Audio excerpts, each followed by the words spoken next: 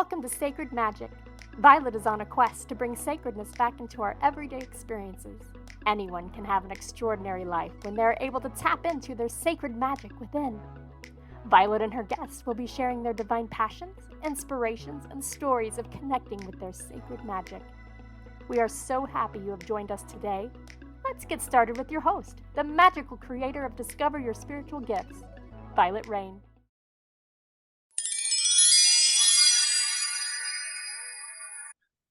Hi, everyone. Welcome to Sacred Magic Podcast. I'm your host, Vialet Rayne, and today I have Fay Johnstone, which combines over 20 years of Reiki practice with elemental qigong, plant medicine, and creative shamanism to bring the healing power of nature to assist us with our personal transformation. As well as she's been studying herbal medicine, and she ran an organic flower and herb farm in Nova Scotia for some years before returning to Scotland. She's an author of Plant Spirit Reiki and Plants That Speak, Plants That Sing, and her latest book coming out in September 2023 is Shamanic Reiki Drumming, Intuitive Healing with Sound and Vibration. She offers online training and retreats in her beautiful garden in Scotland. What a great offerings there. Welcome to the show. Thank you. I'm delighted to be here. Thank you. Oh, it's so nice to have you. So what led you on this journey of the things that you do today? Because most people, they have an awakening or they've done it all their lives. And I love hearing all the different stories of how people get where they are today. Well, I have a beautiful story of, I feel like I was in the right place at the right time, and then I have allowed myself to be nudged very gently by the universe, and I'm a very slow learner, so I haven't been on fast track by any means. So it all started in 2000, really, when a friend of mine said, "Hey, do you want to learn this thing called Reiki?" And I'm thinking, I don't know what that is. They explained it to me, and I thought, well, that sounds pretty cool. Working with energy, the energy field, working in the healing arts, I was excited by it because I'd always had an interest in psychic development, auras, colors, chakras, things like this. I was going to yoga classes before anyone else ever heard of them, type of thing. And so Reiki, and any people listening who are Reiki practitioners will know, Reiki leads you on a journey. It opens you up for me, it opened me up spiritually in a very gentle way, and really nudged me to the ignition button for me to follow those things that I was interested in, follow those little callings that my heart was longing to kind of play with. And one of those things was herbal medicine and plants. And I started to grow plants. I'd never been interested in plants before. And all of a sudden I'm bringing plants home and I'm putting them on my balcony. And then I'm moving out of, before I know it, I'm moving out of the city and I'm growing my own vegetables. And so these little whispers just started to flow for me, and I started getting the organic movement, growing my own vegetables, hence moving to Nova Scotia and running the flower farm and the herb farm. And all the while as well, Reiki led me to kind of explore shamanism as well. I was very interested in, there was a course on the Reiki drum, and I thought, and I just knew in my heart, I've got to do that course. There was something about the drum which called me, and shamanism for me opened up a world of possibility, which looked half full, suddenly became, oh wow, actually, what if? And so shamanism again expanded me, took it to another dimension. And so now I'm in this phase where I'm experimenting with, or not experimenting, but I'm playing with energy thanks to Reiki. I'm exploring shamanic worlds. I'm working with guides thanks to my shamanic practice. And it really opened up the world of plant spirits for me and plant medicine, which was what I looked at in my second book, Plant Spirit Reiki, Plants That Speak, Souls That Sing. So all of this really has led me to realize that I love writing. So in a sense, that's my next adventure, because this book, which we're talking about, the Shamanic Reiki Drumming, again, I love writing. And sometimes we have to we don't realize we love things, and suddenly, you know, it's like the universe has to show us and nudge us. And I'm, like I said, I'm a slow learner, so everything has just happened in a natural, organic way for me. And that's what I share with my students. There's no rush. I find that when we're rushed, for me, that's often my ego speaking to me. It's saying, oh, I've got FOMO, I'm not going quick enough, look what other people are doing, I'm comparing myself to others. And actually, I feel that when we're really listening to what our soul wants and the soul needs, that is all delivered to us in perfect timing. So I'm in that space at the moment where I'm kind of listening to what's next, with all my tools and my guides guiding me. I love that. I love that.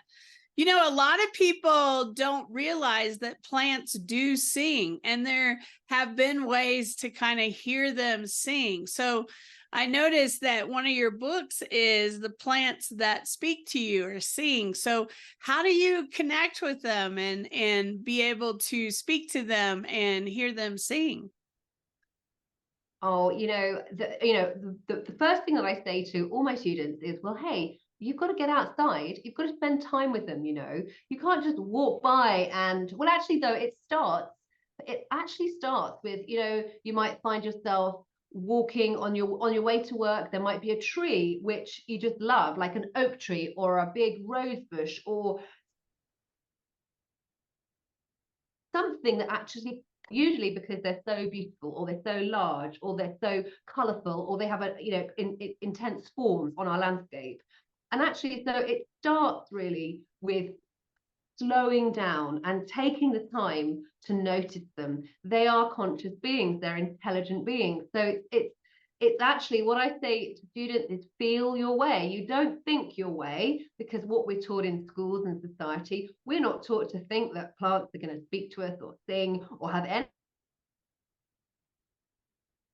to say. So we really have a heart frequency where we feel our way. And so for me, that starts when my attention is drawn by usually the beauty of a specific plant. For some people, they're drawn actually by, perhaps the plant might look unwell, or it might look like it's overshadowing another, or there might be some kind of issue that they can see. For me, generally, plants speak to me with their beauty and also with their aromas.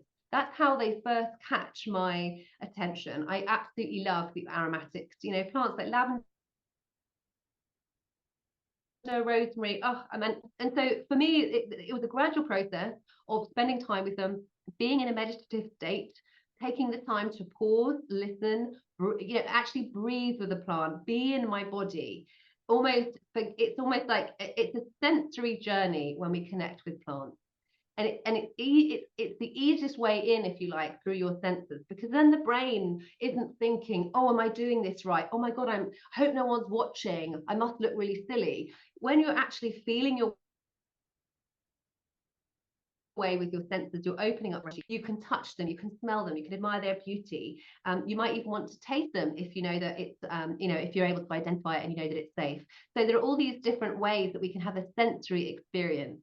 And then I moved into just being in that meditative space with them, breathing with them, connecting through the breath, because, you know, we know that plants produce oxygen, and we know that we use oxygen to breathe. So there's a connection there.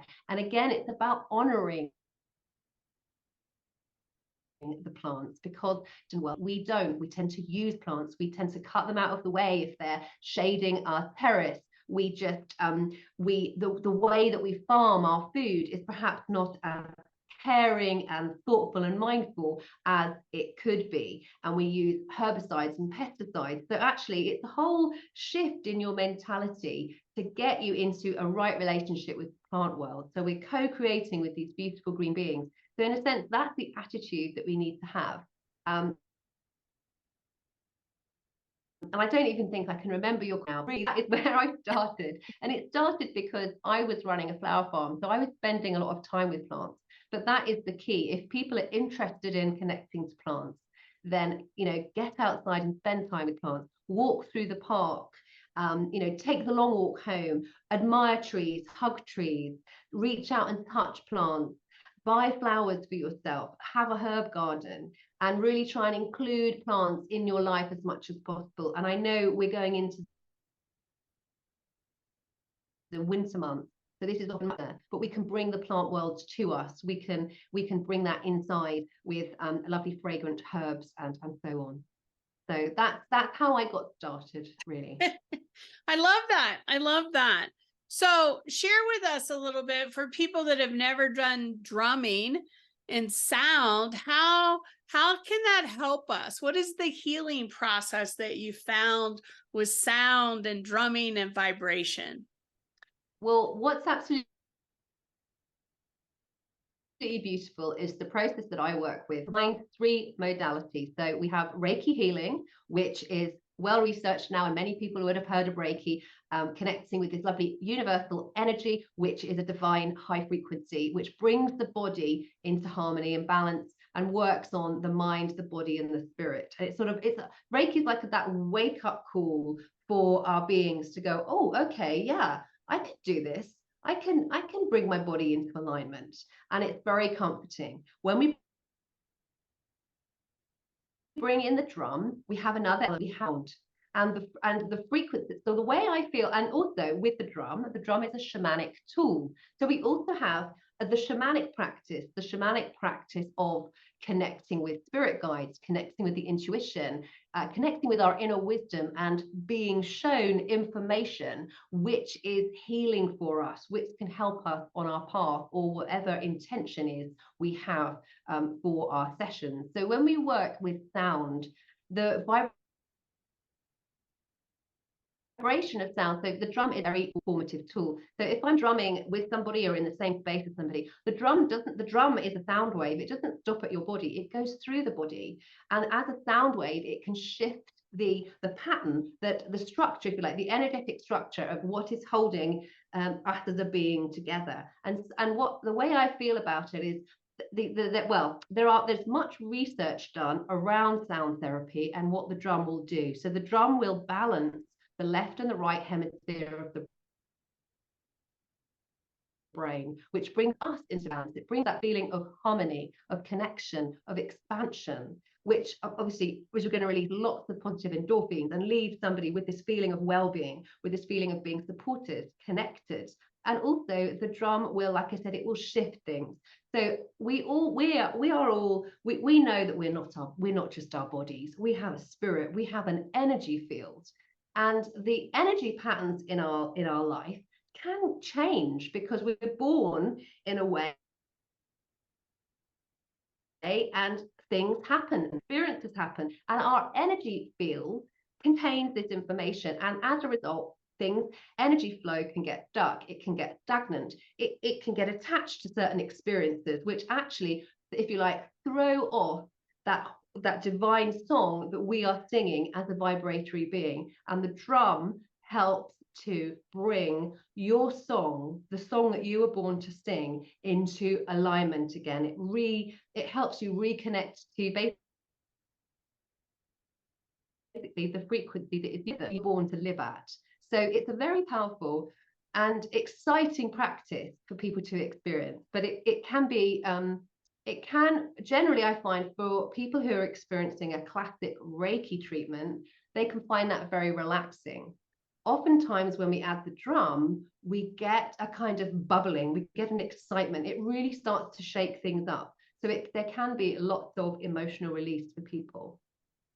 I love that. I love that. Especially for people that haven't experienced sound healing or connecting to nature, it's really powerful for our lives and helps us on that journey. So you talk about the creative path of Reiki, how it's not just about hands-on healing. So share with us a little bit about that creative path, what it does to help us be creative. Well, in my experience, when we first start to learn Reiki, or perhaps when we first start to feel interested about Reiki on the internet, we might watch a YouTube video and we might go, all right, okay, it's a hands-on healing therapy from Japan. And we think that that's what it's about. It's about healing ourselves and other people, channeling energy. However, when you start on the Reiki path, when you start to work with this energy, or rather allow it to flow within you, it actually leads you, what I feel it does is it's so much more for me now about my personal path, my personal path of development. Reiki waking up me inside, the truth of who I am, the truth of the true gifts that I was born on this earth to share with other people, my true purpose and my true calling. So that is why I feel that Reiki we can work with it incredibly creatively, because, you know, for me, I never in a million years kind of thought, oh yeah, I'm really interested in plants and gardening, and I want to be a herbalist, and I want to connect with plants. I attribute all of that to the path of Reiki that I've been on, that has allowed me to kind of soften and heal my pain or anything that I was carrying that was putting me out of alignment. And gradually it's connected me to that magic that I have within me. And again, with my writing, I would never have thought 20 years ago, 10 years ago, that I was a writer. But actually working with Reiki, allowing myself to access parts of me, or, you know, Reiki is a very high frequency. Our frequency shifts, it changes us, and I feel that actually for me it's just allowed me to expand into more of who I am. And I see that in my clients as well. I see that in my students who are on the Reiki path as well. It's not just about working with other people and working with this energy to help others heal. It's very much a path that we can work with as a practitioner on a personal level to help us connect with our truth. I love that. I love that. So share with us a little bit about some of the things that you offer, because we heard in the beginning you do some online training and you offer retreats. So give us a little insight of some of those offerings. Yeah, great. I'd love to. So I have a couple of online courses. So I do Reiki training online, where I include, you know, live training with me as well. I also I have a drum course as well, if you want for drum training, and shamanic herbalism as well. So that's my online training and readings, which I offer. But also, I do live in a marvelous place by the sea, just outside of Edinburgh in Scotland. So I have a beautiful yurt in my botanic garden space. And this is where I do run personal retreats. So if people want an in-depth connection to the land, to meet themselves, to be held by the nurturing space of Reiki and the drum and all the plants in my garden that come to meet you, then this is the place to come. And also once a year I run that's an opportunity for people to actually come to spend a few days with a small group of people and connect in a deeper way to the plants and receive plant healing. And also that's the space really where people come who are interested in connecting with plants, and they really receive information about their gifts and how they can help others to connect with plants and sort of nature therapy and bring that back to their communities. So my place is really special, and for especially many of you listening would be North America. I know many North America are interested in connecting with Scotland for their ancestry, so it's a lovely base to come for a few days to feel nurtured and connected before perhaps going off exploring other areas of Scotland in the Highlands where you might have connections in your family line. I love that. I love that. Thank you for all that you do and you're offering to the world. You know, being able to connect to plants and to understand plant medicine, I think is really, really powerful. So I think it's amazing what you're doing and what you're offering to the world. You got me interested. I may have to come to Scotland and do a retreat. That would be a lot of fun. It would be amazing, and you would be so welcome. I love that. I love that. Well, thank you for taking the time this morning to meet with me and talk to me on the podcast. And those that are listening, wherever you are in the world, check out her website and all of her offerings if these are things that you're interested in. Hopefully you saw the magic today and things that can help support you in your life. I love meeting new people on our podcast and talking to them. So thank you so much for being here today. Thank you. It's my absolute pleasure. And I'm sending everyone lovely green blessings from Scotland today. Oh, I love that. I love that. Thank you for watching today. We hope you'll like, follow, comment on all of our platforms where we have our podcasts. And I hope to see you really soon. Thanks again for watching. Everybody have a magical day.